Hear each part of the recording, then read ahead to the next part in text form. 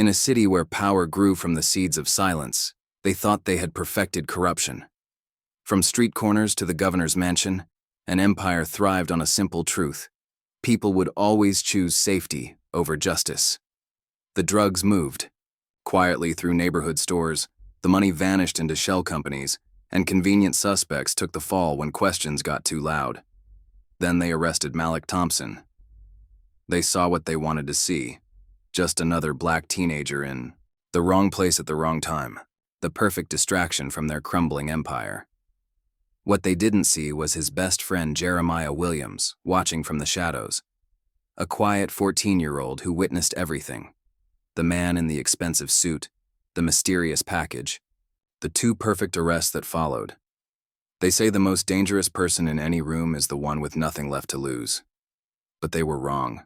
Sometimes the most dangerous person is a child who still believes in justice, holding a truth whose time has finally come. And when Jeremiah Williams stood up in that courtroom, nobody could have guessed that two simple words, "He's innocent," would bring down an empire and change their city forever. Just before we get back to it, I'd love to know where you're watching from today.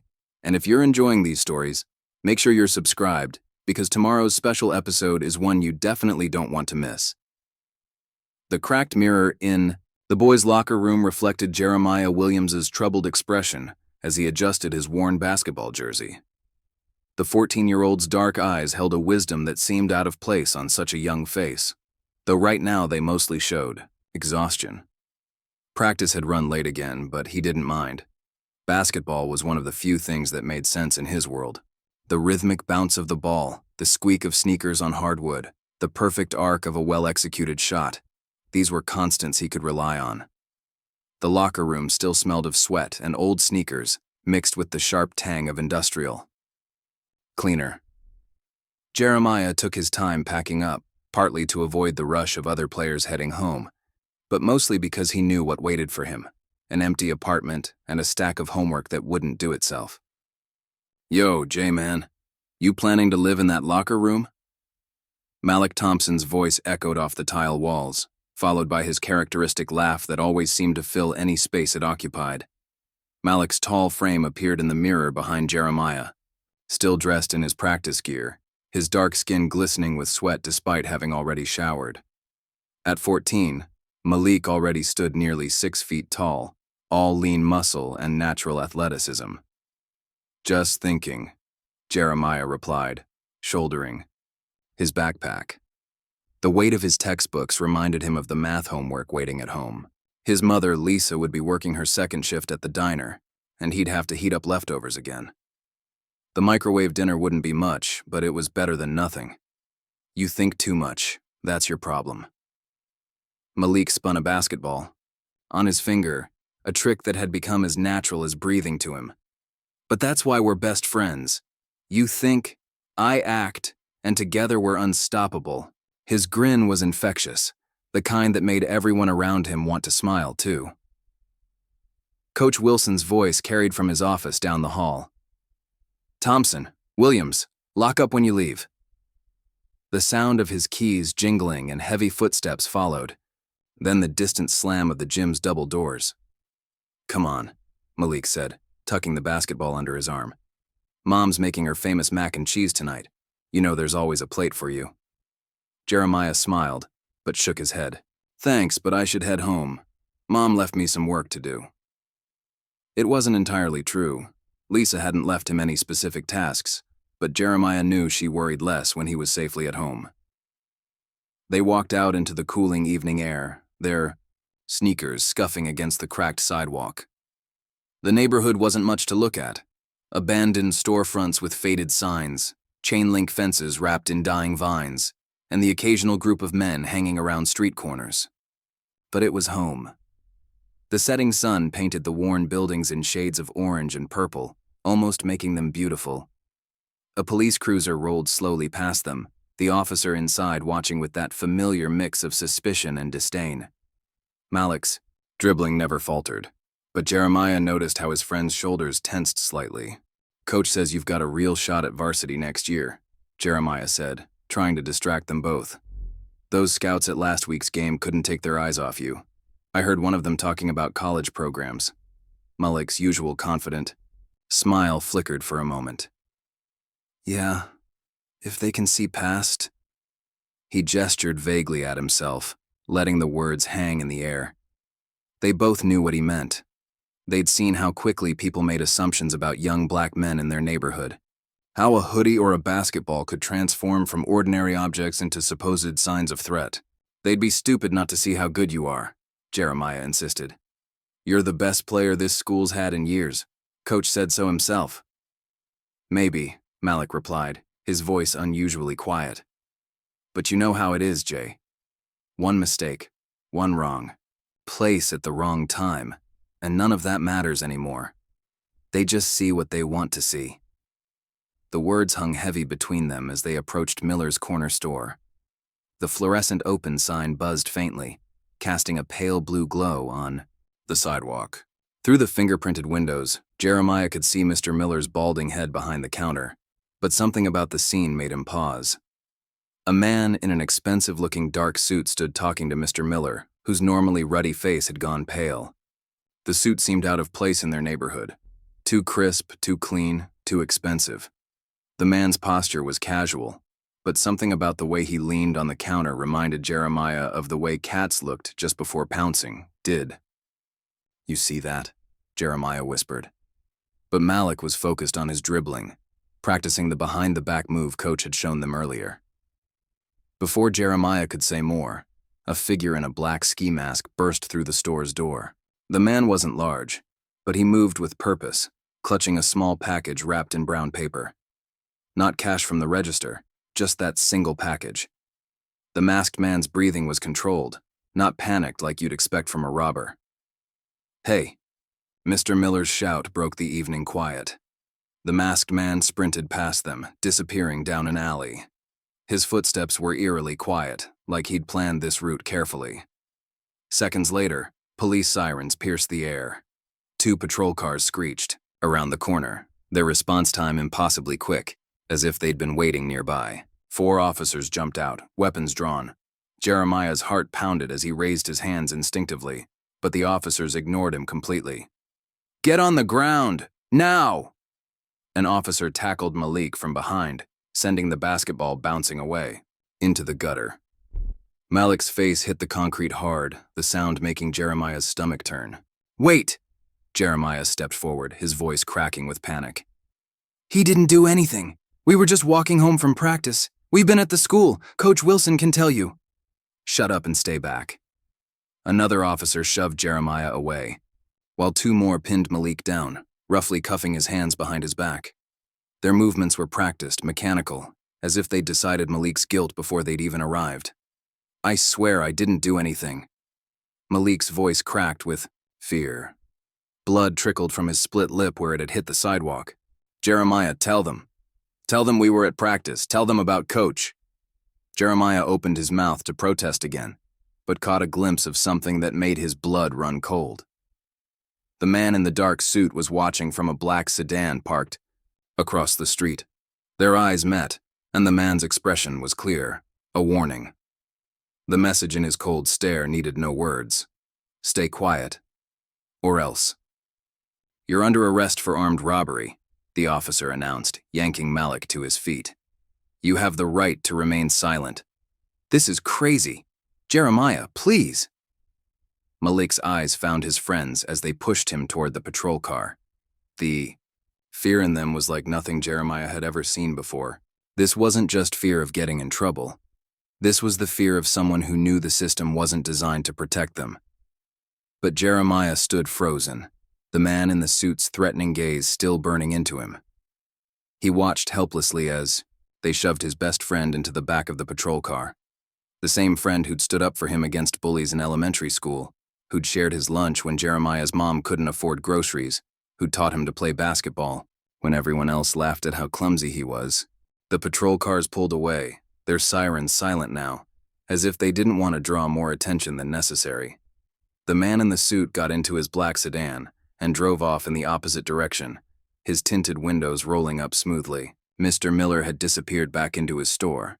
The open sign now turned to closed. The entire incident had taken less than 5 minutes, but Jeremiah knew nothing would ever be the same. Jeremiah walked home in a daze, his mind replaying everything. In horrible detail, the package, the masked man, the suit, the warning look. None of it made sense, but he knew one thing. What had happened to Malik wasn't right. The pieces didn't fit together. The man in the suit, the perfectly timed police response, the focus. On Malik, despite Jeremiah being right there too. The street seemed different now, more threatening. Every passing car made him flinch. Every shadow could be hiding someone watching. The neighborhood he'd grown up in, where he knew every crack in the sidewalk and every stray cat, suddenly felt like enemy territory. He found his mother Lisa in the kitchen, getting ready to leave for her night shift at the diner. She took one look at his face and knew something was wrong. Lisa had always been able to read him like that, picking up on the smallest signs that something wasn't right. "Baby, what happened?" She sat down at their small kitchen table, her waitress, uniform already on, but her comfortable shoes still untied. The worry lines around her eyes deepened as she studied his face. Jeremiah told her everything, his words tumbling out in a rush. With each detail, his mother's face grew more concerned. When he described the man in the suit and the warning look, her hands clenched into fists on the table. When he finished, she was quiet for a long moment, the kind of quiet that meant she was thinking hard about what to say next. "You saw what really happened," she finally said, her voice tight with worry. "But sometimes telling the truth can be dangerous, especially when powerful people want it kept quiet. We've seen it before in this neighborhood. Things that don't add up. People who disappear or get blamed for things they didn't do. But Malik's innocent. They're calling him a criminal, and he didn't do anything wrong." Jeremiah's voice cracked with frustration. "We were at practice. Coach Wilson can verify it. There's probably security cameras at the school that show when we left." Lisa reached across the table and took his hand. Her palm was warm and calloused, from years of carrying heavy trays. "I know, baby. And I raised you to stand up for what's right. But we have to be smart about this. These people, the man in the suit, the officers who didn't even check what happened, they have power, and they don't play fair." As if to emphasize her point, a car with tinted windows drove slowly past their house, its engine barely more than a whisper. Lisa got up and peeked through the curtains, her expression hardening. The car passed by once, then circled back, moving even slower the second time. "They're watching," she whispered. "They know you saw." She pulled the curtains tighter, though they both knew that wouldn't really protect them. Jeremiah's phone buzzed with notifications. Videos of Malik's arrest were already spreading online, filmed by witnesses who'd been too afraid to intervene. The comments were a mix of angry calls for justice and ugly assumptions about Malik's character. People who had never met him, never seen his gentle smile or heard his laugh, were happy to believe the worst. Breaking news. Local teen arrested in connection with armed robbery. The headline flashed across his screen, followed by Malik's school photo. Below it, the article mentioned suspected gang affiliations and a history of suspicious activity. All lies, but lies that people would believe because they fit what they wanted to think about kids like Malik. "What do I do, Mom?" Jeremiah asked, feeling smaller and more helpless than he had in years. "If I don't say anything, they're going to keep lying about him. But if I do..." Lisa pulled him into a tight hug. She smelled like the diner's coffee and the lavender lotion she always used, familiar scents that usually meant safety but couldn't quite comfort him now.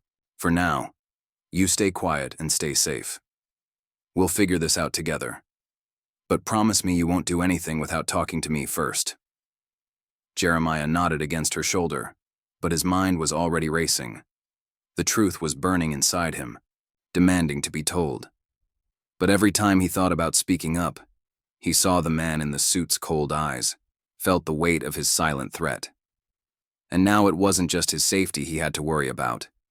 They knew where he lived. Could hurt. His mother, too. "I have to go to work," Lisa said reluctantly, finally tying her shoes. "Lock all the doors and windows. Don't answer if anyone knocks. And baby? She paused at the door, her face serious. Stay away from the windows. If you see that car again, call me immediately. After she left, Jeremiah heated up his dinner, but couldn't eat. The microwave hummed in the quiet apartment, but every small noise made him jump. The ice maker dropping cubes, the building's old pipes creaking, the distant sound of sirens that might or might not be heading toward Malik. That night, Jeremiah lay awake in bed, listening to cars passing on the street outside. Every engine sound made him tense, wondering if it was the black sedan returning. His phone kept lighting up with messages from their teammates, asking what had happened, sharing the videos, expressing disbelief. The last message was from Malik's mother. Please, if you know anything that can help my son, come forward. Attached was a photo of Malik from last summer, grinning proudly in his basketball uniform after winning the local tournament. The sight of it made Jeremiah's chest ache. He turned his phone face down and stared at the ceiling, tears burning in his eyes. He had never felt so torn between doing what was right and doing what was safe. The truth could save his best friend, or it could put everyone he loved in danger. Through his window, he could see the street lamp's yellow glow creating shadows on his ceiling. One of those shadows suddenly shifted as another car drove past, moving too slowly to be just passing. Through. Jeremiah pulled his blanket up higher, trying to make himself smaller, invisible. Tomorrow, he would have to walk into school alone, sit through classes alone, eat lunch alone, face the whispers and stares alone. All while carrying the weight of a truth he was afraid to tell. The truth about the package, about the man in the suit, about how the police had shown up too fast and known exactly who to target. But for now, all he could do was lie in the dark, haunted by the image of Malik's terrified face as they took him away, and pray that somehow he would find the courage to do what needed to be done, because somewhere in the city, his best friend was spending the night in a cell for a crime he didn't commit, while the real criminals drove around in expensive suits and police cars, watching and waiting to see what Jeremiah would do. The night stretched on, and sleep remained elusive. Each passing hour brought morning closer. Morning, when he would have to face a world that had suddenly become much more dangerous, much more complicated than the one he'd known just hours ago. A world where telling the truth could be the bravest or the most foolish thing he could do, and he wasn't sure which it would be. The fluorescent lights of the juvenile detention center made Malik's bruised face look even worse. 3 days had passed since his arrest, and Jeremiah sat across from him at the visitation table, trying not to stare at the split lip that hadn't quite healed. The orange jumpsuit hung loose on Malik's frame. He'd already lost weight. They assigned me some public defender named Peterson, Malik said, his voice barely above a whisper. His usual confidence had vanished, replaced by a wariness that hurt Jeremiah to see. Man barely looked at me during our meeting. Kept checking his phone, like he had somewhere better to be. Jeremiah leaned forward, conscious of the guard watching them from the corner. What did he say about your case? Says, I should take a plea deal. Malik's laugh was hollow. 3 years, maybe out in 18 months with good behavior. Says it's the best offer I'm gonna get, being a young black male with gang affiliations. The bitterness in his voice made Jeremiah flinch. I told him I've never been in a gang, never even got detention at school. He just shrugged. A memory flashed through Jeremiah's mind. The man in the suit, the package, the too quick police response. The words burned in his throat, begging to be spoken. But before he could say anything, Malik shook his head slightly, his eyes darting toward I. The security cameras mounted in each corner. Don't, Malik whispered. Whatever you're thinking, don't. They've been asking about you, about what you might have seen. Strange men in suits coming to ask questions. My lawyer doesn't even seem to care that I have an alibi with Coach Wilson. Thikri. Visiting room suddenly felt colder. Jeremiah's palms began to sweat as he remembered the car that still drove past his house each night, its tinted windows hiding whoever watched them. The guard stepped closer. Time's up. Just tell my mom I love her, Malik said as they stood. And Jay, stay safe. Some things are bigger than us. Walking out of the detention center, Jeremiah almost collided with a group of reporters setting up cameras on the sidewalk. The police were holding a press conference about Malik's case, and the media had turned out in force. Chief Bradley stood at a podium, his brass buttons gleaming in the morning sun. We have reason to believe this suspect is connected to a series of robberies in the area. Our investigation has uncovered evidence of gang activity. Jeremiah's hands clenched into fists as he listened to the lies. They were painting Malik as some kind of hardened criminal, talking about surveillance footage they claimed to have but never showed, witnesses who somehow never came forward. Sources within the department suggest this could be part of a larger criminal network operating in our city, a reporter said, holding her microphone toward the chief. Any comment on rumors that these robberies might be connected to drug trafficking? The chief's response was measured, practiced. We're exploring all possibilities, but I want to be clear. We will not allow our streets to be taken over by criminal elements, no matter how young they may be. As the chief spoke, Jeremiah noticed a familiar black sedan parked across the street. The man in the suit stood beside it, watching the press conference with a slight smile. When he noticed Jeremiah looking, he raised his coffee cup in a mock toast. That night, Lisa was waiting when Jeremiah got home. She'd taken a rare evening off from the diner, and papers were spread across their kitchen table. I've been doing some research, she said, gesturing for him to sit, about the store that was robbed. Jeremiah looked at the papers. Property records, newspaper clippings, printouts from the city council's website. What did you find? Miller's corner store changed hands 6 months ago, Lisa said, pointing to a document. The new owner is a company called Riverside Holdings LLC, but look who's on the board of directors. She slid over another paper, and Jeremiah's breath caught. There, listed among the company officers, was the name James Whitaker, their district's city councilman. That's not all, Lisa continued, her voice dropping lower even though they were alone. 3 other stores in the neighborhood were bought by the same company. All of them have been robbed in the past month, and each time the security cameras mysteriously malfunctioned. A knock at the door made them both jump. Lisa quickly gathered the papers, shoving them into a drawer.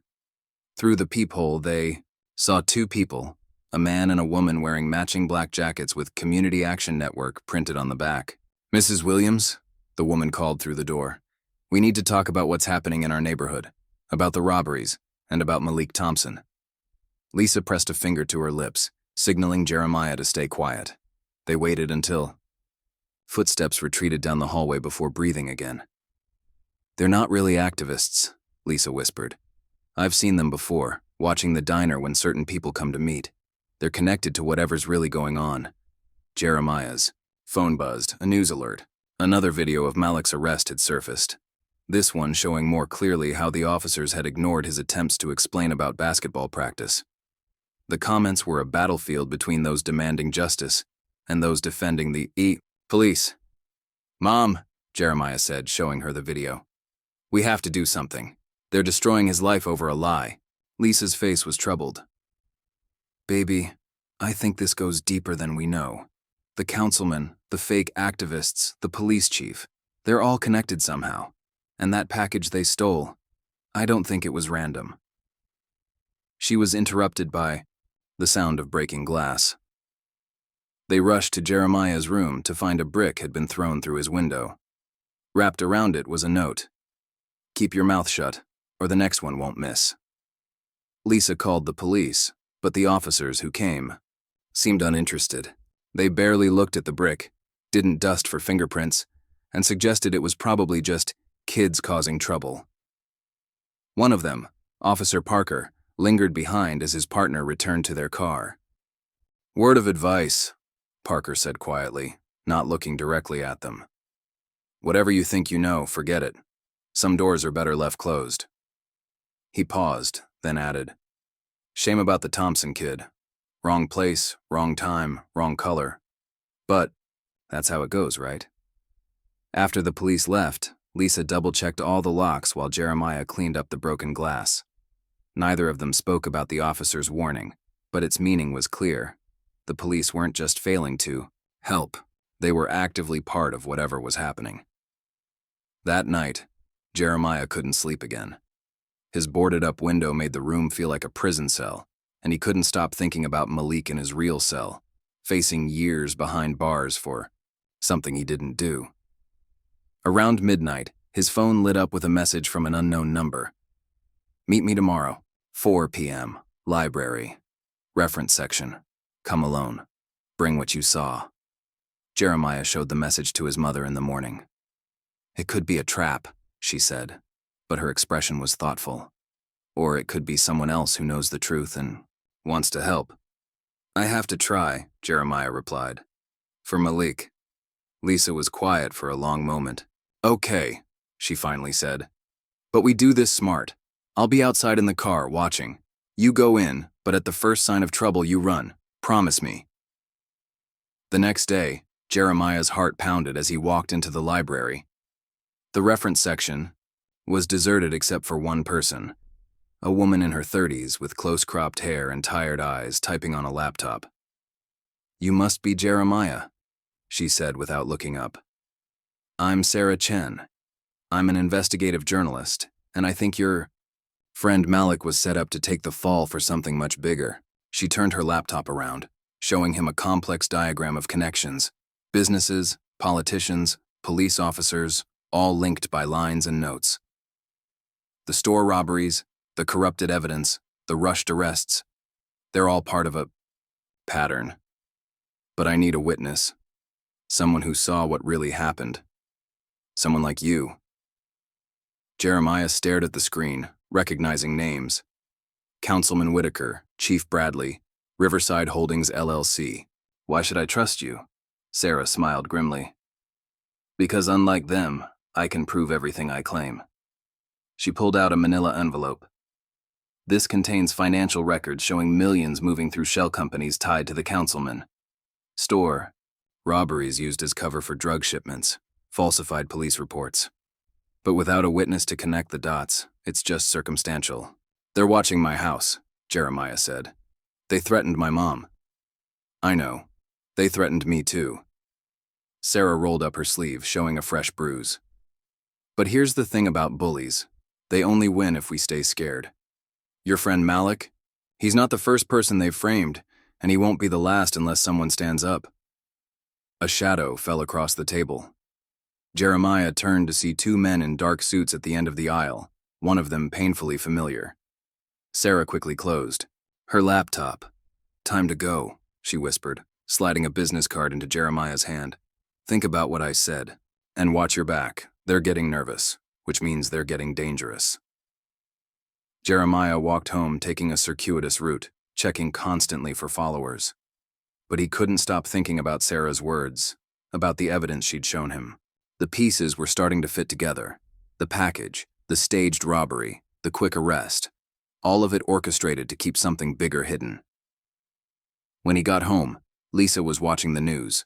Another press conference, this time with Councilman Whitaker standing beside Chief Bradley. They were announcing a new tough-on-crime initiative, using Malik's case as an example of the growing gang problem in their neighborhood. "Look at their faces," Lisa said softly. "They're not even trying to hide it anymore. They think they're untouchable." Jeremiah felt the weight of Sarah's business card in his pocket. The choice loomed before him. Stay quiet and safe while an innocent friend suffered, or speak up and risk everything to expose the truth. His phone buzzed again. Another message from Malik's mother. "They're pushing for a quick trial. The public defender says we should take the plea deal. Please, if you know anything that could help." Jeremiah closed his eyes, remembering Malik's words in the detention center.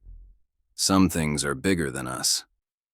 But maybe that was exactly why they had to fight, because the bigger the corruption, the more important it was to stop it. "Mom," he said, his voice steadier than he felt. "I think I know what I have to do." Lisa looked at him for a long moment, then nodded. "Okay, baby. But whatever you're planning, we do it together." They might be powerful, but they don't know how strong we can be when we stand up for what's right. Outside, the familiar black sedan cruised past their window, its tinted glass reflecting the setting sun. But this time, Jeremiah didn't duck away. Instead, he stood straighter, watching it pass. They might be watching him, but now he was watching them too. And soon, everyone would see the truth they were trying so hard to hide. The coming days would be dangerous. He knew that. But as he thought about Malik in his cell, about Sarah's evidence, about all the other people who might have been framed before, he realized that staying quiet was no longer an option. The truth was like a fire inside him, and it was time to let it burn. Lisa squeezed his shoulder, understanding in her eyes. "Whatever happens next," she said, "we face it together. That's what family does." Jeremiah nodded, already planning his next move. The game had changed. He was no longer just a witness trying to stay hidden. Now he was becoming something they feared much more. Someone ready to speak up, someone ready to fight back, someone who knew their secrets and wasn't afraid anymore. Sun set over their neighborhood, casting long shadows through the boarded-up window. Tomorrow would bring new dangers, new challenges, new threats, but it would also bring hope. Hope for justice, hope for Malik, hope for everyone who had ever been silenced by power and fear. The truth was coming, and not all the suits, badges, or threats in the world could stop it now. The courthouse loomed, over Jeremiah like a mountain of stone and steel, its windows reflecting the morning sun with an almost hostile glare. After a week of threats, surveillance, and sleepless nights, the day of Malik's preliminary hearing had arrived. Jeremiah stood at the bottom of the steps, his mother's hand steady on his shoulder, watching people file through the security checkpoints. "Remember what we discussed?" Lisa whispered. "Keep your head down. Just observe. Sarah said she'd meet us inside." The metal detectors beeped as they passed through, and Jeremiah noticed how the security guards seemed to scrutinize them more closely than the white lawyers rushing past with their briefcases. Inside, the marble halls echoed with footsteps and whispered conversations. Through the crowd, Jeremiah spotted Councilman Whitaker talking to Chief Bradley near the elevators, their heads close together in conversation. The councilman looked up, catching Jeremiah's eye. His smile was practiced, political, but his eyes were cold.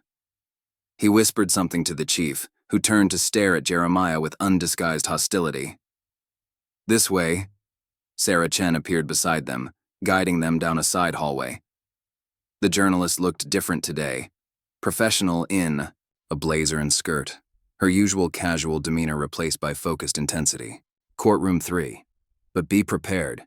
They're going to try to paint Malik as a hardened criminal." They found seats in the back of the courtroom, trying to blend in with the small crowd of spectators. Malik's family sat in the front row, his mother's back straight with dignity despite her obvious exhaustion, his little sister clutching a worn teddy bear. The bailiff's voice rang out. "All rise. Court is now in session. The Honorable Judge William Marshall presiding." Judge Marshall was older, with steel gray hair and reading glasses perched on his nose. He shuffled through papers as everyone settled back into their seats, his expression unreadable. The prosecutor, a sharp-featured woman named Andrea Pierce, rose first. "Your Honor, the state presents a clear case of armed robbery, with evidence suggesting ties to organized gang activity. The defendant, Malik Thompson, was apprehended at the scene." "Objection, Your Honor." Malik's public defender, Peterson, spoke without even standing fully. "The characterization of my client—" "Save it for cross-examination," Judge Marshall cut him off. "Continue, Ms. Pierce." As the prosecutor launched into her opening statement, Jeremiah felt his anger rising. Every word was a lie, carefully constructed to fit their narrative. She described the suspicious behavior of known gang members in the area, conveniently ignoring that Malik had been walking home from basketball practice in his school uniform. Peterson's defense was half-hearted at best. He mentioned Malik's clean record and Coach Wilson's alibi, but his tone suggested he'd already accepted defeat. When he fumbled with his notes, dropping papers on the floor, Jeremiah saw several jury members exchange skeptical glances. The state calls Officer James Parker to the stand. Parker, the same officer who'd warned them at their house, took the oath. His testimony was smooth, rehearsed, describing how they'd responded to reports of suspicious activity and found Malik fleeing the scene. "And did you recover any evidence from the defendant?" Pierce asked. "No, Your Honor," Parker admitted. "But we believe he passed the stolen items to an accomplice before we could apprehend him." Jeremiah gripped the bench until his knuckles turned white. The package, the real evidence, wasn't even being mentioned. He leaned forward to whisper to Sarah, but she subtly shook her head, pointing to two men in suits watching them from the gallery. The morning dragged on with more testimony from officers and store employees. None mentioned the man in the suit or the mysterious package. Mr. Miller, looking nervous and pale, testified about being threatened by a young man matching the defendant's description, though Jeremiah knew he'd never even seen Malik before. The arrest. During a brief recess, Sarah pulled them into an empty conference room. "They're building a wall of lies," she said, her voice tight with frustration. "But there's something else happening here. Look who's in the gallery. James Henderson, the state's biggest real estate developer. Robert Walsh from the Port Authority. These aren't people who show up for a simple robbery case. They're all connected to the councilman," Lisa realized. "Through those shell companies you found." Sarah nodded. "This isn't just about framing Malik anymore. They're sending a message to the whole community. Stay quiet, don't ask questions, or this could happen to you." A knock at the door made them all jump. A court officer peered in. "Ms. Chen, someone would like to speak with you." Sarah's expression hardened. "Tell Councilman Whitaker I'm not interested in his offers." "It's not the councilman," the officer said. "It's Judge Marshall." Sarah exchanged surprised looks with Lisa before following the officer out. When she returned 10 minutes later, her face was ashen. "The judge knows," she whispered.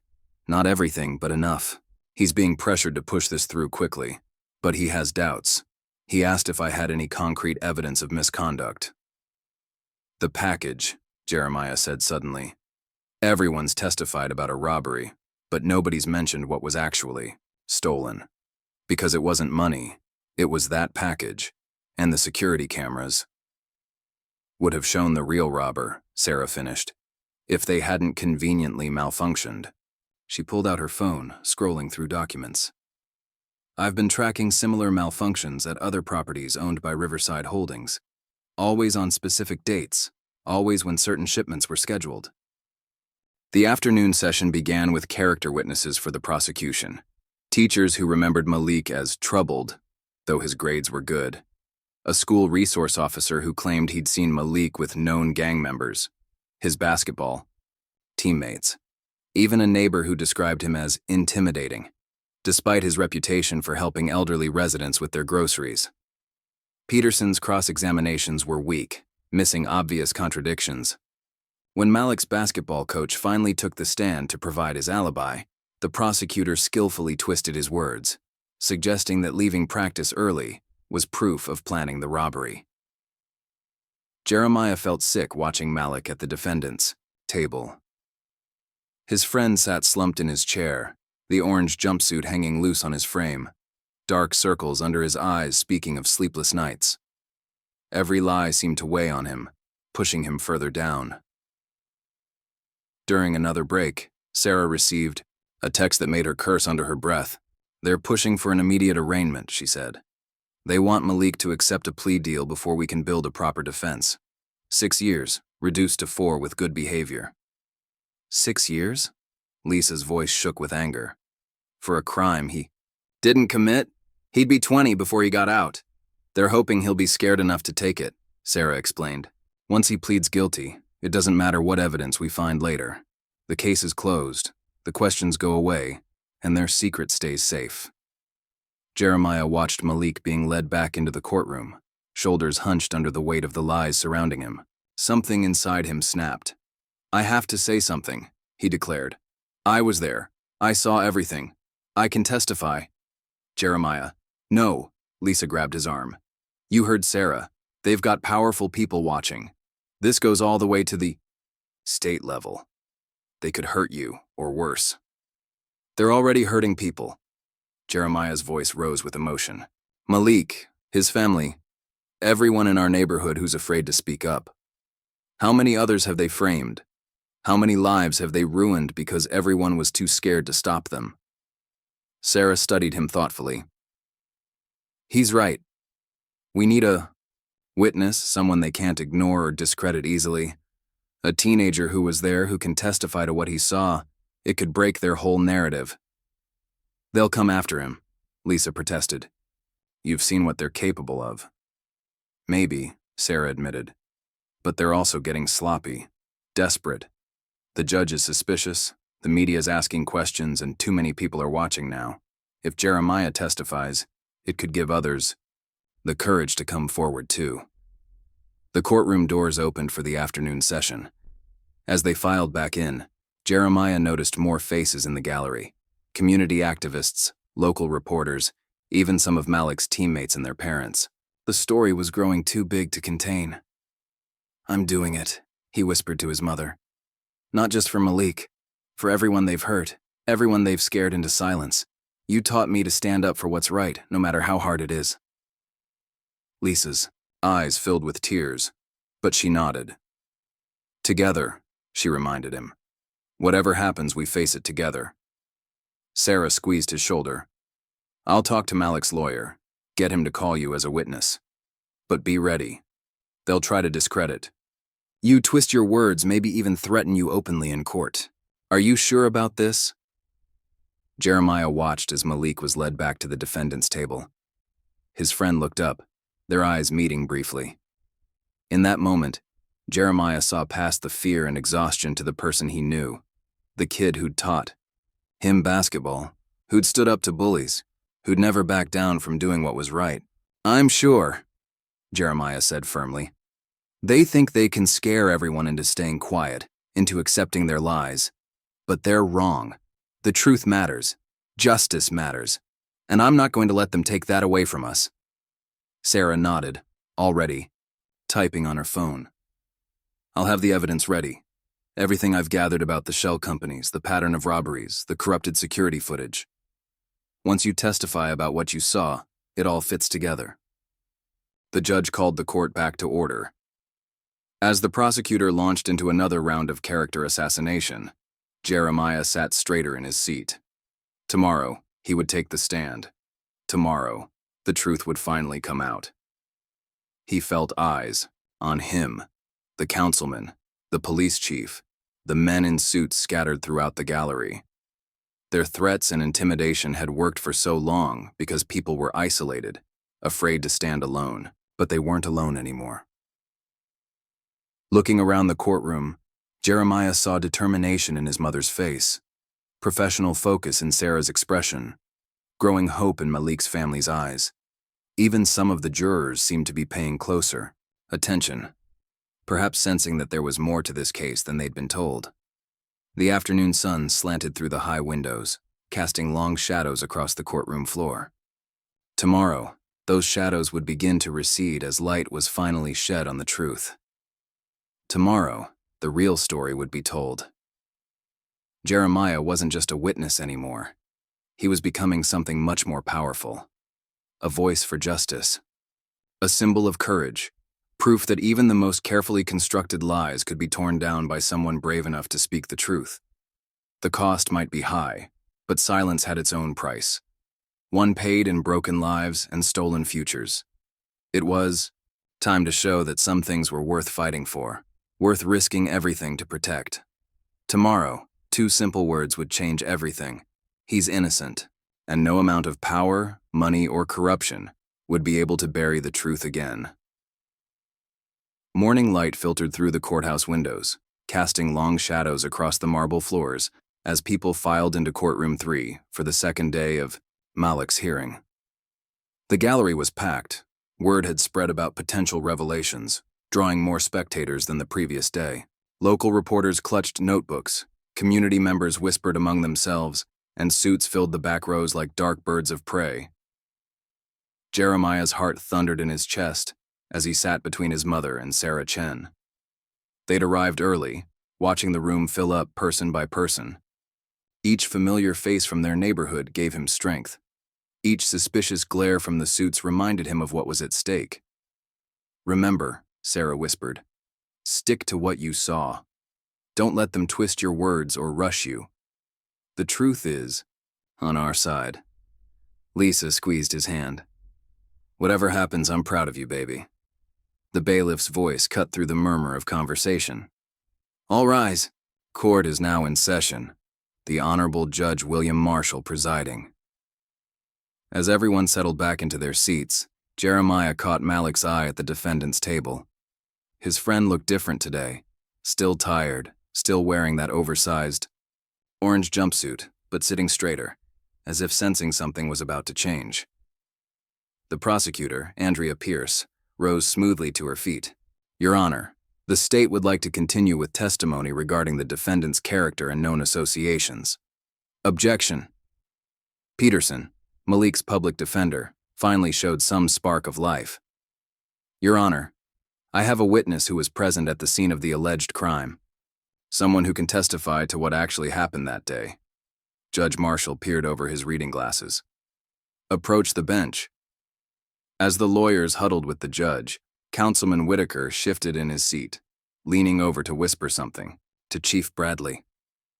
The chief's face darkened as he scanned the courtroom, his eyes eventually finding Jeremiah. "The court will hear this witness," Judge Marshall announced. "Call them to the stand." Peterson straightened his rumpled tie. "The defense calls Jeremiah Williams." A ripple of whispers swept through the courtroom. Jeremiah stood on legs that felt like water, his mother's hand falling away from his.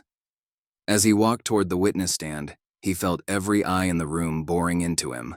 The suits in the back row were already on their phones, texting rapidly. The bailiff approached with a Bible. "Place your left hand on the Bible and raise your right hand.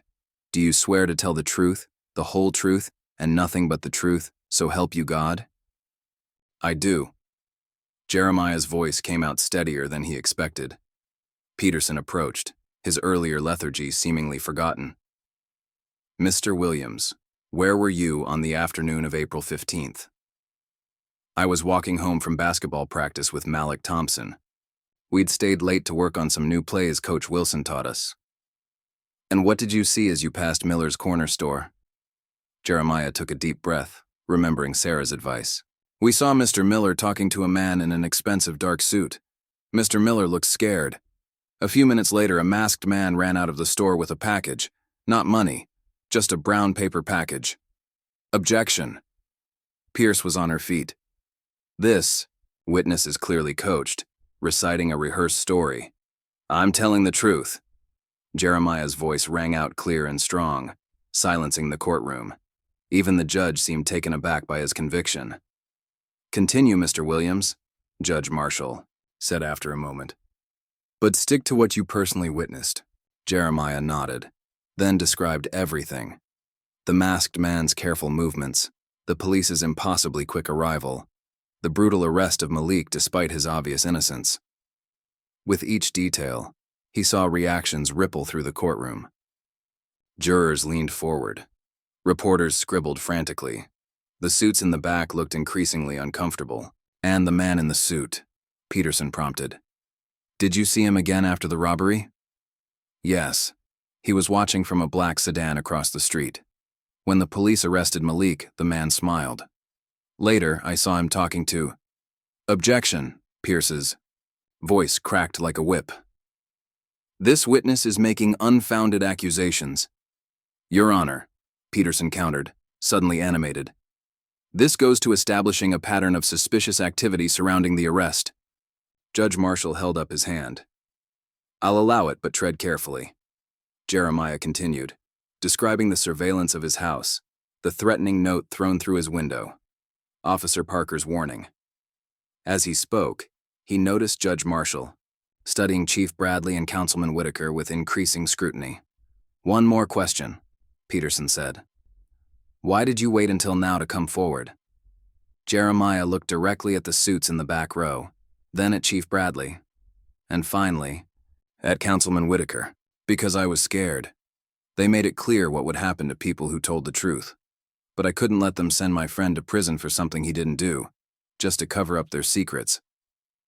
Pierce stood for cross-examination, her heels clicking ominously as she approached the witness stand. Mr. Williams, isn't it true that you and the defendant are close friends? Yes. I've known Malik since elementary school. So you'd say anything to help him avoid punishment? I'd tell the truth to help him avoid being punished for something he didn't do. Pierce's smile was sharp. You claim to have seen many suspicious things that day. A mysterious man in a suit, a package instead of money, police officers supposedly ignoring your friend's innocence. Yet you didn't report any of this at the time. Why should we believe you now? Because I can prove it. Sarah Chen's voice rang out from the gallery. She stood holding up a USB drive. Your Honor, I have evidence corroborating everything Jeremiah has testified to. Property records, financial transactions, patterns of similar incidents at other properties owned by Riverside Holdings, LLC. The courtroom erupted in chaos. Councilman Whitaker shot to his feet, his face red. Chief Bradley was already moving toward the exit. The suits in the back row began shouting about inadmissible evidence and proper procedures. Order. Judge Marshall's gavel cracked like a gunshot. This court will have order. Through the commotion, Jeremiah noticed something strange. Mr. Miller, sitting in the witness box, had gone completely pale. His hands shook as he pulled something from his jacket. A small recording device. Your Honor, Miller's voice quavered but carried. I have something else. Something they made me hide. Pierce spun toward him. Mr. Miller, I advise you to remain silent. No. Miller stood straighter. I've been silent too long. What that boy said is true, all of it. I was threatened, forced to lie. The recording proves it. They've been using my store, other stores too, moving things through them. This is absurd, Councilman Whitaker's voice boomed. Your Honor, I demand... You demand nothing in my courtroom, Councilman. Judge Marshall's tone could have frozen fire. Bailiff, secure that recording device. Ms. Pierce, approach the bench. Mr. Peterson, too. And someone find me a federal prosecutor. I believe we've stumbled onto a much larger case than a simple robbery. The next hour passed in a blur of activity. Federal agents appeared as if by magic, some heading straight for Councilman Whitaker, while others cornered Chief Bradley before he could leave. The suits in the back tried to slip away, but found uniformed officers blocking the exits. Sarah worked her way through the chaos to Jeremiah's side. You did it. Your testimony was the crack they needed. Once one person stood up, others found their courage too. Jeremiah barely heard her. He was watching Malik, who sat stunned at the defendant's table as Peterson explained what was happening. Tears streaked his friend's face, but he was smiling for the first time since his arrest. Your Honor, Peterson called out over the commotion. Given these revelations, I move for immediate dismissal of all charges against my client. No objection. Your Honor, a new voice said. A tall woman in a federal prosecutor's badge had replaced Pierce at the state's table. In fact, we'd like to speak with Mr. Thompson, as a witness, not a defendant. Judge Marshall nodded. Charges dismissed. Mr. Thompson, you're free to go. Bailiff, remove those handcuffs. The moment the cuffs fell away, Malik's mother vaulted the divider and wrapped him in a fierce hug. His little sister joined them, still clutching her teddy bear, and soon they were surrounded by friends and neighbors offering congratulations and support. Jeremiah started to move toward them, but found his path blocked by the federal prosecutor. That was very brave, young man. We'll need to talk to you too. What you saw, what you heard, everything. People like you make our job possible. Later, Lisa interrupted, appearing at Jeremiah's side. Right now, my son needs rest, and his best friend just got released. The prosecutor smiled understandingly and stepped aside. Malik broke away from the crowd when he saw Jeremiah approach, and then they were hugging, both trying not to cry and failing. You did it, Malik whispered. You actually did it. We did it, Jeremiah corrected. All of us. You never gave up, never took their deal. And now everyone knows the truth. Outside the courthouse, reporters swarmed the steps, cameras flashing. as federal agents led Councilman Whitaker and Chief Bradley out in handcuffs. Sarah Chen stood with a group of journalists, sharing copies of her evidence. Mr. Miller sat on a bench giving his statement to federal investigators, but in a quiet corner of the courthouse garden, two families celebrated together. Malik's mother hugged Lisa, both women crying and laughing at once. Malik's sister showed Jeremiah her teddy bear, solemnly informing him that it had helped keep her brother safe. And Malik himself couldn't stop grinning, breathing deeply of his first free air in days. "What happens now?" Jeremiah asked as they watched another wave of federal agents enter the courthouse. "Now the real work begins," Sarah said, joining them. "This goes deeper than one councilman and some corrupt cops. There's a whole network to uncover: money laundering, drug trafficking, false arrests. But thanks to you, we finally have a way in." "Thanks to all of us," Jeremiah insisted. "You with your investigation, Mr. Miller with his recording, everyone who stood up once they saw they weren't alone." A black sedan drove past the courthouse, but this time its windows weren't tinted. Inside, federal agents were cataloging evidence. The car that had once meant fear now represented justice, and Jeremiah felt a weight lift from his shoulders. "We should celebrate," Malik's mother announced. "A proper dinner, both families together." "First," Lisa said with a smile, "I think these boys need some rest. It's been a long few days." As they walked down the courthouse steps together, Jeremiah noticed something remarkable. People weren't ducking away or avoiding eye contact anymore. Instead, they were standing tall, talking openly, sharing what they knew with investigators. The atmosphere of fear that had gripped their neighborhood was finally breaking. "You know what this means?" Malik nudged his shoulder. "Coach Wilson's gonna expect both of us at practice tomorrow. No excuses." Jeremiah laughed, and it felt like the first real laugh he'd had in days. "Wouldn't miss it. But you're gonna be rusty after all that time sitting in a cell." "Please," Malik scoffed. "I was practicing jump shots in my head the whole time. Just wait and see." They reached the bottom of the steps, just as the evening news vans were arriving. A reporter rushed up, microphone extended. "Jeremiah Williams, can you tell us what made you decide to speak up today?" Jeremiah looked at his mother, who had taught him to stand up for what was right. At Sarah, who had shown him that the truth was worth fighting for. At Mr. Miller, who had found his courage when he saw he wasn't alone. And at Malik, his best friend, who had never lost faith that justice would prevail. "Someone had to tell the truth," he said simply. "And once one person does that, it gives others the courage to do the same. That's how things change. One voice becomes many, and then even the most powerful lies can't stand anymore." The reporter asked another question, but Jeremiah was already walking away with his family and friends. There would be more questions later, more statements to give, more truth to tell. But for now, he just wanted to go home and rest, knowing that tomorrow would bring a better day. Not just for him and Malik, but for everyone who had lived too long in the shadow of corruption and fear. The sun was setting over their neighborhood as they walked home together, painting the sky in shades of hope. The week following Malik's release unfolded like a storm gathering strength. Sarah Chen's investigation, combined with Jeremiah's testimony and Mr. Miller's recording, had cracked open a dam of secrets that refused to stay contained. Federal agents swarmed through city offices, carrying out boxes of documents. More store owners came forward with similar stories of threats and coercion. The web of corruption grew larger by the day. Jeremiah sat in Sarah's cramped office at the local newspaper, watching her pin new photos and documents to an evidence board that now covered an entire wall. Red strings connected faces to places, events to shell companies, creating a visual map of the conspiracy. "Look at this," Sarah said, tapping a document. "Every property owned by Riverside Holdings shows the same pattern.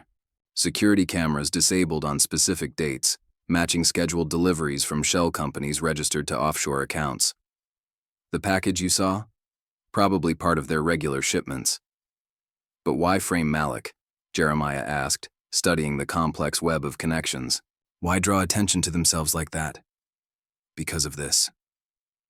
Sarah pulled up an email on her computer. 3 days before Malik's arrest, a community watchdog group filed a request to investigate unusual patterns at stores in your neighborhood. They were getting too close. The arrest was meant to distract, to make everyone focus on gang violence instead of what was really happening. Lisa, who'd taken to accompanying Jeremiah to these meetings, leaned forward. And the councilman? Where does he fit in? Right at the center. Sarah stood, drawing new lines on her board. Whitaker used his position to push through property purchases, block investigations, and influence police assignments. But he's just one piece. Look who he reports to. She pointed to a photograph of James Henderson, the real estate developer they'd seen in court. Henderson's companies own half the port, perfect setup for smuggling. Use legitimate businesses as cover, move contraband through multiple properties, and have corrupt officials smooth the way. A knock at the door made them all jump. It was Dave Morton, Sarah's editor, looking grave. You need to see this. He handed her a tablet displaying a news alert. Sarah's face darkened as she read. Chief Bradley was found dead in his holding cell an hour ago. They're calling it suicide. Suicide? Lisa's voice was skeptical. Or silencing. Exactly. Sarah began typing furiously. He was supposed to testify tomorrow about the department's involvement. Someone didn't want him talking. Jeremiah felt a chill. What about Mr. Miller and the other store owners? Already in protective custody, Sarah assured him. And you two need to be careful too. These people are getting desperate. As if to emphasize her point, Jeremiah's phone buzzed with a text from an unknown number. You should have stayed quiet. Now everyone pays. Before he could show it to Sarah, shouting erupted from the newsroom. They rushed out to find reporters, clustered around TVs mounted on the walls. Henderson was holding a press conference outside his corporate headquarters.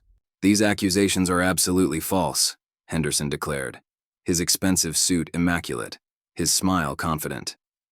This is nothing more than a witch hunt, driven by sensationalist journalism and unreliable witnesses. A troubled teenager's testimony and a few disgruntled business owners don't constitute evidence of some vast conspiracy. The camera panned to show protesters gathering behind the media crews, holding signs demanding justice and accountability. Henderson's smile flickered for just a moment before he continued. I've worked for decades to bring development and prosperity to this city. I won't let my reputation be destroyed by baseless allegations. My legal team will be filing defamation suits against certain journalists who've forgotten the meaning of responsible reporting, Sarah snorted. He's scared. Look at his left hand tapping his leg, classic stress tell. He knows we're close to something big. Back in her office, Sarah pulled up property records, showing how Henderson's companies had systematically bought up stores and warehouses along specific routes through the city. Each purchase was followed by staff changes, security system upgrades, and unusual delivery patterns. It's not just drugs, she explained. They're moving everything. Drugs, weapons, laundered cash. The stores are distribution points, the warehouses are storage, and the port provides cover for shipping it all. In and out. They've built an entire shadow infrastructure. But why our neighborhood? Jeremiah asked. Why target stores there? Because they thought no one would notice, or if they did, no one would care. Lisa's voice was bitter. Poor neighborhoods, minority communities. They counted on people being too afraid to speak up, too distrustful of authorities to report anything. But they didn't count on you, Sarah said to Jeremiah. One person standing up gave others courage. That's what scares them most. Not the investigation or the evidence, but the fact that people aren't afraid anymore. The afternoon brought more developments. Federal agents arrested 3 more police officers connected to false arrests in the neighborhood. 2 city council members resigned suddenly, citing personal reasons. And Henderson's company announced an emergency board meeting. But danger was growing too. A store owner who'd agreed to testify had his business vandalized. Sarah received threatening letters at her home. And outside Jeremiah's school, dark sedans with tinted windows had started, appearing at dismissal time. They're trying to pressure us to back down, Sarah said during another strategy session. Classic intimidation tactics. But look at this. She showed them photos from community meetings happening across the city. People were organizing, sharing information, demanding investigations into other suspicious arrests. The story had grown beyond their neighborhood, exposing similar patterns in other communities. "We need to go public with everything," Sarah declared. "All the evidence, all the connections. Put it all out there where they can't bury it." "Is it enough?" Lisa asked. "To bring down someone like Henderson?" With Jeremiah's testimony as the cornerstone, yes. He saw the package, the man in the suit, the coordinated police response. He can connect the physical evidence to the actual events. That's what makes him so dangerous to them, and so valuable to the investigation. Jeremiah thought about Chief Bradley's death, the vandalized store, the threatening text messages. What if people get hurt? "People are already getting hurt," Sarah replied gently. "Every false arrest, every corrupted officer, every silenced witness, it all hurts the community. The question is, do we let them keep hurting people, or do we stop it?" The decision was made for them that evening. As they left the newspaper office, a black SUV swerved toward them on the street. Lisa yanked Jeremiah back just in time, but the message was clear. The danger was escalating. Instead of frightening them into silence, the attack galvanized their resolve. Sarah immediately called her editor, setting up a live stream for the next morning. Federal agents increased security around key witnesses, and community leaders organized a rally at City Hall. Dawn broke over a changed city. Hundreds gathered downtown, carrying signs and sharing stories of corruption they'd witnessed. News crews interviewed store owners, former police officers who'd been pushed out for questioning dubious arrests, families of people wrongly imprisoned. At 10 o'clock, Sarah began her live stream. Calmly, methodically, she laid out the evidence. Property records showed the pattern of strategic acquisitions. Financial documents revealed the network of shell companies. Security logs demonstrated the coordinated camera failures. And witness statements, including Jeremiah's testimony, connected it all to Henderson and his allies. The response was immediate. Henderson's board of directors suspended him pending investigation. The mayor announced an independent commission to review all arrests connected to the implicated officers, and the U.S. Attorney's Office confirmed a grand jury would convene to consider racketeering charges. But the real change was visible on the streets. People walked taller, spoke more freely, looked out for each other with renewed purpose. The shadow of fear that had hung over the neighborhood for so long was lifting. That afternoon, Jeremiah and Malik shot baskets at their local court, just like old times. But now they noticed details they'd once ignored: the timing of certain deliveries, at nearby stores, the patterns of unfamiliar cars passing through, the way some people seemed to communicate in subtle signals. "You know what's crazy?" Malik said, dribbling slowly. "All this time, we thought we were just living our lives, trying to stay out of trouble. But really, we were surrounded by trouble they created, trouble they used to control everyone." Jeremiah nodded, thinking about how one moment, his decision to speak up in court, had triggered such massive changes. "Think it'll really be different now?" "Look around." Malik gestured to the street, where neighbors chatted openly on stoops. Children played without fearful parents hovering nearby, and even the air seemed lighter somehow. "It's already different. You showed people they don't have to be afraid." Sarah's stories continued to break new ground. Each revelation led to more discoveries, more arrests, more evidence of how deep the corruption had spread. Henderson's empire began to crumble as investors pulled out and partners distanced themselves. But the most profound changes were happening at the community level. Former rivals started working together, sharing information and resources to prevent similar schemes from taking root. Youth organizations partnered with reformed police officers to build trust and communication. Store owners formed networks to support each other and report suspicious activities. A month after Malik's release, the neighborhood held a celebration, not just for him, but for everyone who'd found their voice, everyone who'd chosen truth over fear. The basketball court where it all began was transformed into a community gathering space, with food, music, and hundreds of people sharing stories and hope. Jeremiah stood with his mother and Sarah, watching families that had once been afraid to leave their homes now dancing in the street. Mr. Miller was there. His store reopened under community ownership. Even some of the federal agents who'd worked the case stopped by, now greeted with cautious respect instead of fear. "You know this isn't over," Sarah reminded them. "Henderson still has allies. There are other cities, other schemes. People like that don't give up power easily." "No," Jeremiah agreed. "But now we know what to look for. And more importantly, we know what happens when people stand together." Lisa hugged him close. "You started something bigger than yourself, baby. Something that can't be stopped by threats or intimidation anymore." As the sun set over their transformed neighborhood, Jeremiah thought about all the moments that had led to this one. The fear when he first witnessed the robbery. The pain of watching Malik's arrest.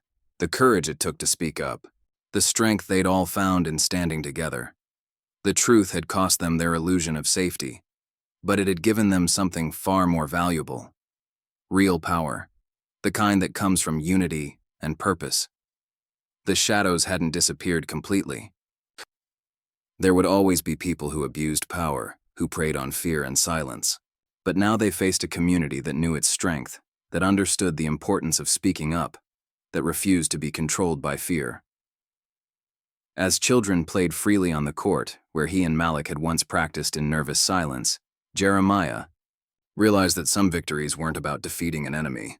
They were about transforming fear into strength, silence into voice, isolation into unity. The game had changed, and this time, the whole community was winning. The morning headlines screamed across every news outlet in the city. Police Chief Bradley's death ruled suspicious. Evidence of foul play. Jeremiah stared at his phone screen, the words blurring as memories of the chief's threatening glares in the courtroom flooded back. Sarah Chen had been right. This was far from over. "They're covering their tracks," Sarah explained, pacing her office while federal agents examined new evidence. Bradley's death wasn't just about silencing him. It was a message to anyone else thinking of talking. Agent Diana Roberts, the lead federal investigator, spread photographs across Sarah's desk. They showed the police chief's cell in detail. Things that didn't add up, marks that shouldn't have been there, camera footage that mysteriously cut out during crucial minutes. "We found this in his personal effects," Agent Roberts said, holding up a sealed envelope. "It was meant to be delivered to his lawyer if anything happened to him." She carefully opened it, revealing pages of handwritten notes and a small USB drive. Sarah quickly scanned the papers, her expression growing darker. He was building a case. Names, dates, locations, everything about Henderson's operation. He knew they'd come for him. But why didn't he come forward earlier? Jeremiah asked, looking at the chief's cramped handwriting. Because of this. Agent Roberts pointed to a name that appeared repeatedly in the notes. Governor Michael Sullivan. The room fell silent. Sarah was the first to speak. "The governor? He's involved?" "It explains everything," Agent Roberts said grimly. "Why the corruption went unchecked for so long. Why investigations were blocked. Why Bradley felt he couldn't trust anyone." Lisa, who'd been quietly listening, spoke up. "That's why they were so confident framing Malik. They thought they were untouchable." The USB drive contained videos, security footage Bradley had secretly preserved showing meetings between Henderson, corrupt officers, and high-ranking officials. One clip clearly showed the governor himself visiting Henderson's office late at night, leaving with a briefcase that hadn't been there when he arrived. This goes beyond drug smuggling, Sarah realized, rewatching the footage. They're using the same network to move campaign contributions, bribes, everything. The governor's been helping them expand to other cities. A knock at the door made everyone jump. It was Mr. Miller, looking nervous but determined. "Sorry to interrupt, but you need to see this." He pulled out his phone, showing them a private message he'd received. "All charges dropped if you recant. Think about your family. They're desperate, Agent Roberts observed. Making mistakes. Bradley's death, these threats. They're showing their hand. Sarah's computer chimed with an email alert. Her source at the Port Authority had sent shipping manifests. Dozens of containers with falsified contents, all tied to Henderson's companies. But more importantly, they showed similar patterns at ports in other states. It's not just our city, Sarah said, mapping the connections. They're building identical operations everywhere. Buy properties along strategic routes. Install corrupt. Officials use local gangs as cover. And frame innocent kids like Malik when they need a distraction, Jeremiah added bitterly. Agent Roberts studied the manifests. This is enough for search warrants. We can coordinate with other field offices, hit multiple locations simultaneously. But before they could act, breaking news flashed across Sarah's computer. Governor Sullivan was calling an emergency press conference. They crowded around the screen to watch. The governor looked impeccable as always, his silver hair perfectly styled, his smile practiced and calm. "My fellow citizens," he began, "I'm deeply troubled by recent allegations of corruption in our great city. I want to assure you that my office takes these claims seriously." "Listen to how he distances himself," Sarah murmured. "Setting up others to take the fall. And while some may try to twist these events for political gain," the governor continued, "I remain focused on serving the people. That's why I'm announcing a special task force to investigate any credible allegations of wrongdoing." "His own task force," Agent Roberts scoffed, "to control the investigation, and I'm confident that once the facts emerge, the truth will be clear. Thank you, and God bless our great state." As reporters shouted questions, the camera caught something interesting. In the background, partially hidden by curtains, a familiar figure in a dark suit watched the proceedings. The same man Jeremiah had seen outside Miller's store the day of the robbery. "Got you," Sarah whispered, freezing the frame. "Agent Roberts, run facial recognition on this. I bet he's our link between Henderson and the governor." The results came back quickly. "Thomas Ward," Agent Roberts read, "former Special Forces, now head of security for several of Henderson's companies. No criminal record, but his name comes up in multiple investigations that were suddenly dropped." "He's their cleaner," Sarah realized. "When something needs to be handled quietly, like Bradley, Ward takes care of it." Jeremiah's phone buzzed with a text from Malik. "Better watch the news. Something big happening at the port." They switched to live coverage. Police and federal agents were swarming Henderson's main shipping terminal. But something was wrong. Containers were already being moved, documents were burning in barrels, and computers were being cleared. "They knew we were coming." "Agent," Roberts said, already dialing her superiors. "Someone tipped them off. The governor's press conference was a distraction." Sarah was typing furiously, coordinating with other journalists. Reports were coming in from across the city. Similar scenes at warehouses, storage facilities, anywhere evidence might be hidden. It was a coordinated cleanup operation. "We can't let them destroy everything," Jeremiah protested. "There has to be something we can do." "There is." Sarah pulled up a message from one of her sources. "Henderson's planning to run. Private plane fueled and waiting at a small airstrip outside the city. If he gets away..." "He doesn't," Agent Roberts said firmly. "Mrs. Williams, can you get Mr. Miller to safety?" "Jeremiah, we'll need your testimony about Ward. You're the only one who can place him at the scene of the original crime." "What about the governor?" Lisa asked. "One thing at a time. First, we stop Henderson. Without him, the whole network starts to crumble." They split up quickly. Federal agents moved to secure the airstrip, while Sarah coordinated with her media contacts to ensure everything was documented. But as Jeremiah and Agent Roberts drove toward the federal building, a black SUV pulled alongside them. "Ward, Agent." Roberts breathed, recognizing the driver. She swerved just as he tried to force them off the road. What followed was a tense chase through city streets. Ward's SUV stayed with them, trying repeatedly to either stop them or force a crash. Agent Roberts drove skillfully, but they were running out of options. "Call for backup," she ordered Jeremiah. "And hold on." She turned sharply into an alley, then another, trying to lose their pursuer. But Ward knew these streets too. Each time they thought they'd lost him, the SUV reappeared. He's not trying to kill us, Agent Roberts realized. He's hurting us somewhere. She was right.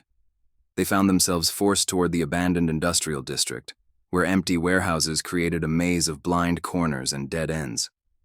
Perfect for an ambush. But Ward had made one mistake. He'd become predictable.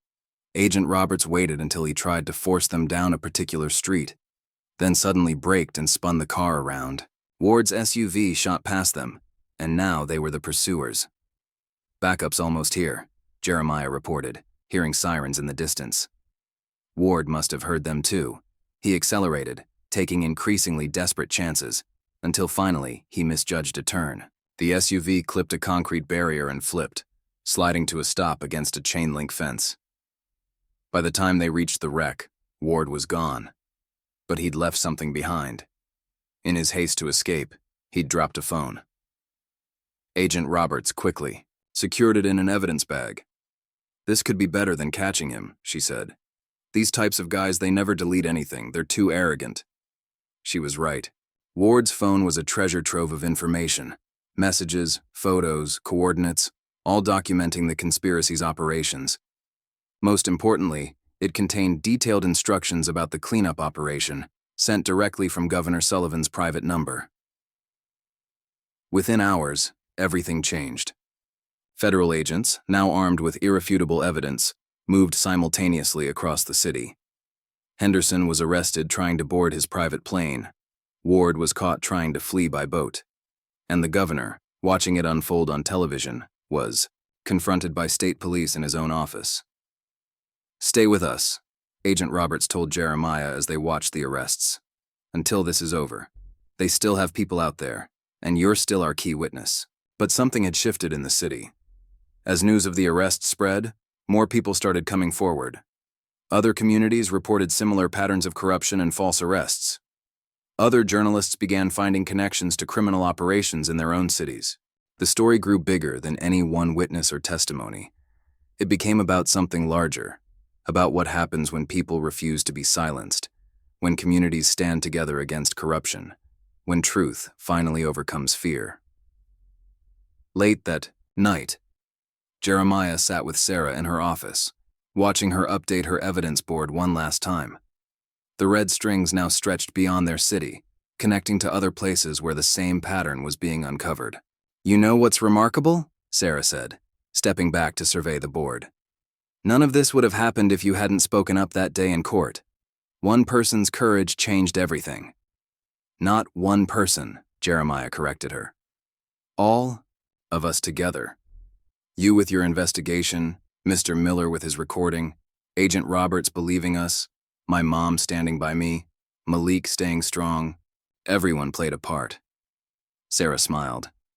"That's what they never understood. They thought power came from fear, from forcing people to stay quiet.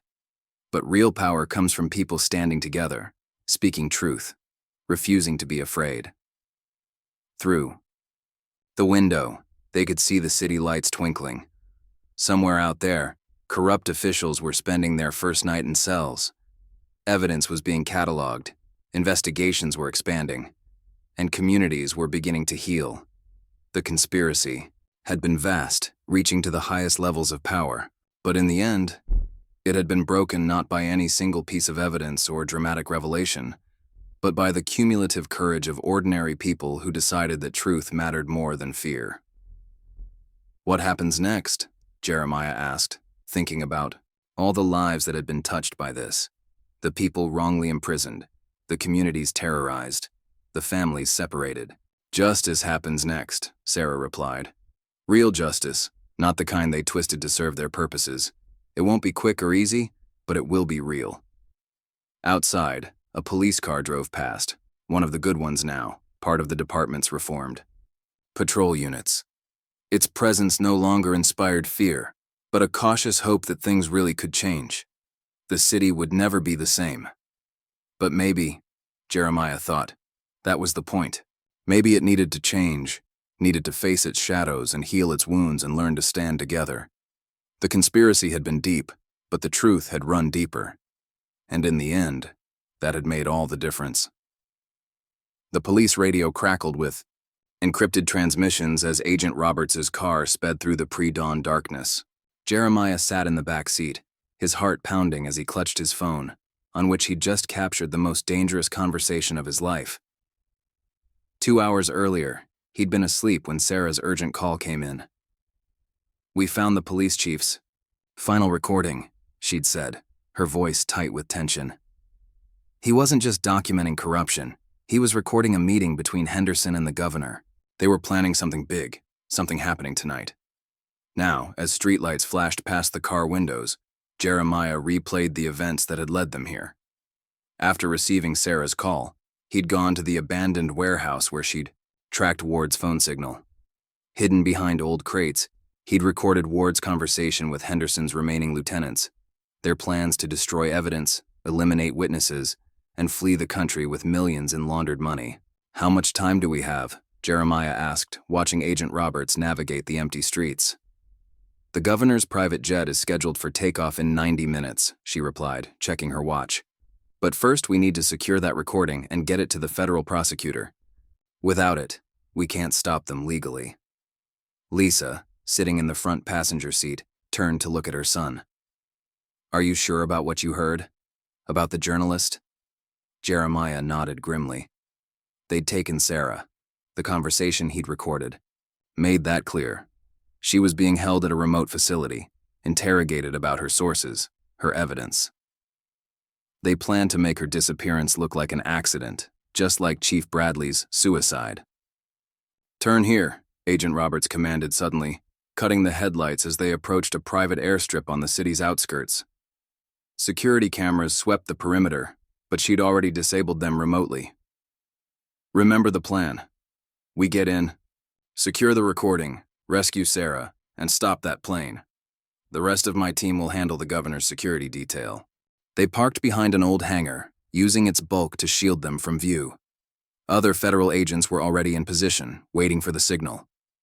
Everything hinged on timing. Move too soon, and the governor's people would destroy the evidence. Move too late, and they'd escape with both the money and their secrets. "Someone's coming," Lisa whispered, pointing to approaching headlights. 3 black SUVs rolled onto the airstrip, followed by a sleek limousine. From their hiding place, they watched Ward step out first, scanning the area before opening the limos. Door. Governor Sullivan emerged, looking impeccable even at this hour. Henderson followed, carrying a metal briefcase. "That's it," Agent Roberts breathed. "The evidence they're planning to destroy. Everything that ties them to the smuggling operation." More vehicles arrived. Private security, corrupt officers, everyone who'd profited from the conspiracy gathering, for their escape. Among them, Jeremiah spotted the man who'd threatened Mr. Miller, the officers who'd framed Malik, faces that had haunted their neighborhood for years. A figure was dragged from one of the SUVs. Sarah, her hands bound, her face bruised but her expression defiant. Ward gripped her arm, steering her toward the waiting plane. "Now," Agent Roberts said into her radio. "Move in." Floodlights suddenly illuminated the airstrip as federal agents emerged from every shadow. "FBI, freeze! Put your hands where we can see them." Chaos erupted. The governor's security detail drew weapons. Ward shoved Sarah aside and reached for his gun. Henderson bolted for the plane, still clutching the briefcase. "Stay here," Lisa ordered Jeremiah as she and Agent Roberts joined the federal team. But Jeremiah saw something they'd missed. While everyone focused on the confrontation, one of Henderson's men was sneaking toward Sarah, who lay dazed where Ward had pushed her. The man's intentions were clear in the glint of steel in his hand. Without thinking, Jeremiah sprinted from cover. He tackled the man just as he reached Sarah, sending them both crashing to the tarmac. The knife skittered away into darkness. "Jeremiah?" Sarah's eyes widened as he helped her up. "What are you doing here?" "Saving your life," he managed, ducking as gunfire erupted nearby. "Come on." They ran for cover behind fuel tanks as the federal agents engaged in a firefight with the governor's security team. Through the chaos, Jeremiah saw Henderson reaching the plane's steps. "The briefcase!" Sarah gasped. We can't let them destroy that evidence. Jeremiah had an idea. He pulled out his phone, still recording, and pressed send. The video of Ward's warehouse conversation uploaded to Sarah's secure server, automatically copying to news outlets nationwide. Even if they escape, the truth's already out, he told her. A bullet pinged off the fuel tank, making them both flinch. Agent Roberts was advancing with her team, forcing the corrupt security detail to retreat, but Ward had broken free in the confusion, running toward the plane where Henderson waited. Federal agents, stop or we'll shoot. The governor raised his hands, his political smile finally cracking as agents surrounded him. But Henderson and Ward reached the plane, its engines already roaring to life. They're getting away. Sarah tried to stand, but Jeremiah pulled her back as more shots rang out. Then something unexpected happened. The plane's door opened again, and Henderson stumbled out, falling down the steps. Behind him stood Lisa Williams holding the briefcase. "Mom!" Jeremiah gasped. While everyone had focused on the firefight, Lisa had circled around and snuck aboard the plane. Now she stood in the doorway, the evidence secure in her hands. "It's over," she called to Ward, who still gripped his weapon. Think about it. The governor's arrested. Henderson's finished. That recording is already public. How many more people have to get hurt? For a tense moment, Ward's finger tightened on the trigger. Then, slowly, he lowered the gun and raised his hands. Dawn was breaking as federal agents led the conspirators away in handcuffs. EMTs treated Sarah's injuries while evidence teams secured the briefcase and swept the area. News vans began arriving, drawn by the gunfire and multiple law enforcement vehicles. "Here," Agent Roberts handed Jeremiah his phone, which she'd used, to coordinate with her team. "You might want to see this." Every major news outlet was running the story. His recording of Ward's warehouse conversation played alongside footage of the governor's arrest. Headlines screamed about corruption exposed, a criminal empire falling, justice finally being served. "I told you he'd make a good investigative journalist," Sarah said to Agent Roberts, wincing as medics cleaned a cut on her forehead. "He's got the instincts for it." Lisa hugged her son close. "He's got school to finish first, and maybe a few less dangerous career options to consider." More federal vehicles arrived, along with senior officials and prosecutors. The governor sat in the back of a police car, his perfect appearance now disheveled, his power stripped away. Henderson and Ward were separated for questioning, their network of influence crumbling by the minute. Sarah's phone buzzed constantly as media outlets demanded statements. The story was spreading beyond their city, leading to investigations in other states where Henderson had operations. Already, officials in those jurisdictions were stepping down or facing questions about their connections. "What happens now?" Jeremiah asked, watching the sun rise over their changed world. "Now," Agent Roberts said, "we follow the evidence wherever it leads.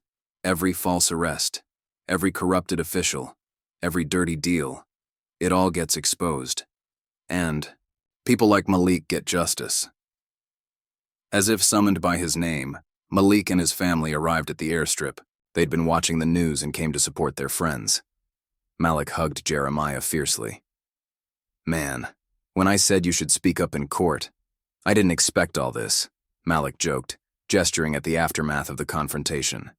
"Neither did they," Sarah added, nodding toward the arrested conspirators. "That's why they lost. They were so used to people staying quiet, they didn't know what to do when someone finally stood up." The morning news crews were setting up for live broadcasts, their cameras capturing the scene. Federal agents cataloging evidence, corrupt officials in custody, and a community coming together to witness justice being served. Mr. Miller arrived, with coffee and breakfast for everyone, his store's grand reopening temporarily forgotten in the excitement. Other community members followed, drawn by the news and a desire to see the people who terrorized their neighborhood finally face consequences. "You know what this means?" Malik said, watching Henderson being led to a federal transport vehicle. "Every case they touched, every person they framed, it all gets reviewed now. People who lost years of their lives because of their lies, they might get another chance." Jeremiah thought about how close he'd come to staying silent that first day in court. How fear had almost won. How many lives might have stayed buried under the weight of corruption if he hadn't found the courage to speak up. Look, Sarah pointed to her phone. Social media was exploding with similar stories from other cities. People recognizing the same patterns, the same tactics, the same abuse of power. The light they'd helped shine was spreading, illuminating dark corners across the country. They thought they could control everything, Agent Roberts observed, watching the governor being driven away. The police, the courts, the media. But they forgot about ordinary people. People who see things, remember things, and eventually say something. Lisa squeezed Jeremiah's shoulder.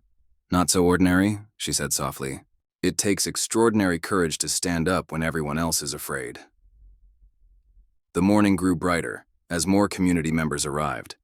Someone brought signs from the earlier protests, now modified to celebrate victory instead of demanding justice.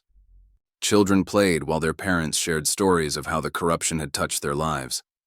Sarah, despite her injuries, was already writing, documenting everything for a story that would help other communities recognize and fight similar corruption. Agent Roberts coordinated with her team, ensuring every piece of evidence was properly secured and every witness protected. Jeremiah stood with his mother and friends, watching their neighborhood gather strength in the morning light. The conspiracy had been vast, its roots deep and its branches high. But in the end, it had been broken not by any single dramatic moment, but by the accumulated courage of people who refused to accept injustice as normal. Hey, Malik nudged him, pointing to the horizon where the sun continued its rise. You think things will really change now? Jeremiah looked around. At Sarah working despite her injuries, at federal agents protecting instead of threatening, at neighbors talking openly without fear, at his mother standing proud and strong. They already have, he answered. Maybe not everything, not all at once, but we showed them something important. What's that? That fear only works if we let it, that the truth is stronger than their lies, that one person speaking up can give others the courage to do the same. As if to prove his point, more people were arriving, bringing food, chairs, turning the scene of confrontation into something like a community celebration. The fear that had kept them isolated was breaking down, replaced by the strength they found in standing together. The governor's plane sat empty on the runway, its engines cold, its escape plan thwarted. Soon it would be impounded as evidence, along with all the other trappings of power the conspirators had used to intimidate and control. But the real victory wasn't in what had been stopped. It was in what had been started. A community finding its voice, people discovering their strength, truth breaking through layers of lies. The sun climbed higher, casting long shadows behind them as they faced the dawn of a new day. The recordings were public, the evidence secured, the conspirators in custody. But more importantly, the fear was gone, and in its place grew something stronger. Hope, born from courage, nurtured by truth, shared by an entire community standing together in the morning light. 3 months after the dramatic confrontation at the airstrip, Malik Thompson walked across the stage at the National Justice Reform Conference, his steps confident as he approached the podium. The packed auditorium fell silent, every eye fixed on the young man whose story had helped expose one of the largest corruption scandals in state history. Jeremiah sat in the front row between his mother and Sarah Chen, watching his best friend, prepared to address the gathered crowd of activists, lawmakers, and justice reform advocates. The bruises from that night at the airstrip had long since faded, but the changes their stand had sparked continued to spread. My name is Malik Thompson, he began, his voice strong and clear. 3 months ago, I was prisoner number 247891, accused of a crime I didn't commit. Today, I'm here to tell you about how one person's courage can change an entire system. In the months since the governor's arrest, the world had shifted dramatically. Henderson's criminal empire had crumbled, exposing similar operations across multiple states. The federal investigation had expanded, leading to hundreds of arrests and the review of thousands of suspicious convictions. When they put me in handcuffs that day, Malik continued, I thought it was over. In our neighborhood, we'd learned that the system wasn't designed to listen to people like us. But my best friend, Jeremiah Williams, refused to accept that. He chose to speak up, even when doing so put his own life at risk. Sarah, now fully recovered from her injuries, typed quietly on her laptop, working on her latest story. Her investigation had earned her a Pulitzer nomination. But she seemed more proud of the changes it had helped create. Corrupt officials removed from office, wrongfully convicted people freed, communities empowered to stand up against injustice. It wasn't just one person, Malik said, echoing what they'd all come to understand. It was a journalist who dug deeper when others looked away, a store owner who found the courage to expose threats against his business, federal agents who chose justice over politics, a mother who taught her son to stand up for what's right, and a community that finally said enough is enough. In the audience, Mr. Miller nodded, sitting with other store owners who'd come forward after that first domino fell. Their testimonies had helped prosecutors trace the full extent of Henderson's operation, revealing how legitimate businesses had been corrupted into parts of a vast criminal network. The governor, Henderson, and their conspirators thought they were untouchable, Malik continued. They'd built their power on fear, counting on people to stay quiet, to accept injustice as normal. But they didn't understand something fundamental about truth. It only takes one voice to inspire others to speak. Agent Roberts, seated with her federal colleagues, smiled slightly. The investigation she'd helped lead had expanded far beyond their initial expectations. The evidence from Henderson's briefcase had implicated officials in 3 more states, leading to a nationwide probe of similar corruption schemes. Today, I'm not here just to tell my story, Malik said, his voice growing stronger. I'm here to announce the creation of the Truth Stands initiative. With support from community leaders and justice reform advocates, we'll provide resources and protection for others who choose to speak up against corruption and abuse of power. The initiative had been Sarah's idea, born from their experiences. It would combine legal support, investigative journalism, and community organizing to help other neighborhoods fight similar battles. Already, groups from other cities had reached out seeking guidance and sharing their own stories of systemic corruption. The scholarship program will be named after Chief Bradley, Malik revealed, causing a stir in the audience. Despite his past mistakes, he ultimately chose truth over power, sacrificing his life to expose corruption. His final evidence helped bring down an entire criminal empire. In the months since Bradley's death, his recorded testimony had proved crucial in securing convictions. The suicide ruling had been officially changed to homicide, and Ward had eventually confessed to arranging it on Henderson's orders. But our work isn't finished, Malik continued, his expression growing serious. While the major players in this conspiracy face justice, the conditions that allowed their corruption to flourish still exist in too many places. Communities still live in fear. People still hesitate to speak up. The system still favors power over truth. Lisa reached over and squeezed Jeremiah's hand. They'd been through so much, threats, surveillance, violence, but had emerged stronger. Their neighborhood had transformed from a place of whispered fears to one of open conversation and mutual support. That's why we're expanding our community oversight program, Malik announced. Working with reformed police departments, we're creating new channels for reporting suspicious activities and protecting witnesses. The same cameras that once fed corrupt officials now help communities monitor those in power. The program had started in their neighborhood, with Mr. Miller's store serving as a pilot location.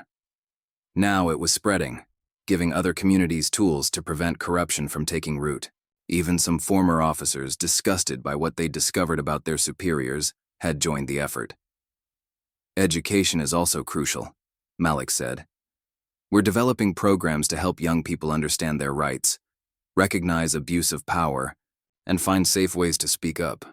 Because change doesn't just happen in courtrooms and conference halls. It happens in classrooms, on street corners, in everyday moments when people choose truth over fear. Jeremiah thought about all the changes he'd seen in just 3 months. The corrupt officers who'd arrested Malik had been convicted. Henderson and the governor faced decades in prison. Ward had turned state's evidence, helping prosecutors unravel similar operations across the country. But perhaps the most important change, Malik continued, is in how we see ourselves. We're not just victims or witnesses anymore. We're advocates, organizers, leaders. We've learned that justice isn't something that happens to us. It's something we create together. The audience broke into applause, but Malik held up his hand. I'm not finished. Because this isn't just about what we've accomplished. It's about what comes next.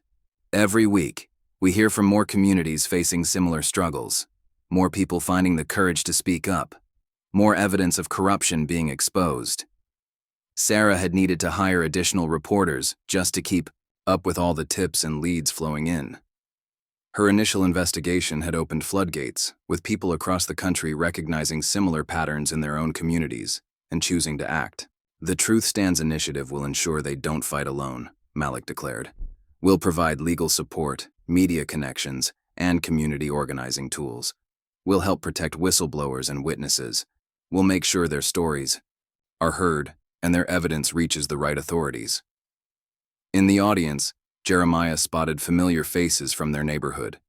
Basketball teammates who'd supported Malik, store owners who'd fought back against intimidation, families who'd lost loved ones to false arrests and were now seeing justice done.